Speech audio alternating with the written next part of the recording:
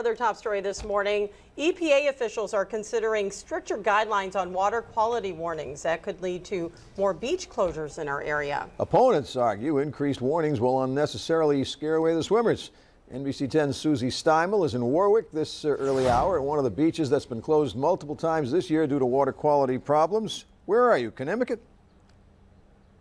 We are actually at Oakland Beach, but that's also another one that's on our radar, Frank. You're correct about that. There's a number of beaches that they're constantly monitoring here in Rhode Island for high bacteria levels. We're at Oakland Beach in Warwick this morning, and this one was closed just last week. It reopened Saturday due to high levels of bacteria here. And if these new EPA guidelines go through, this beach might never get away without so much as a red flag.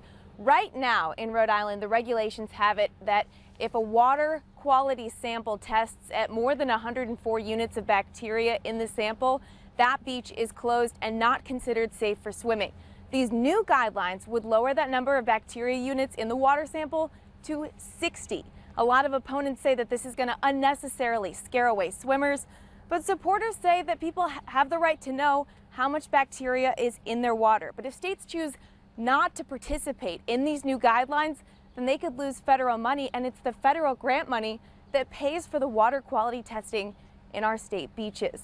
The EPA is going to take these guidelines into consideration over a public comment period for the next month or so.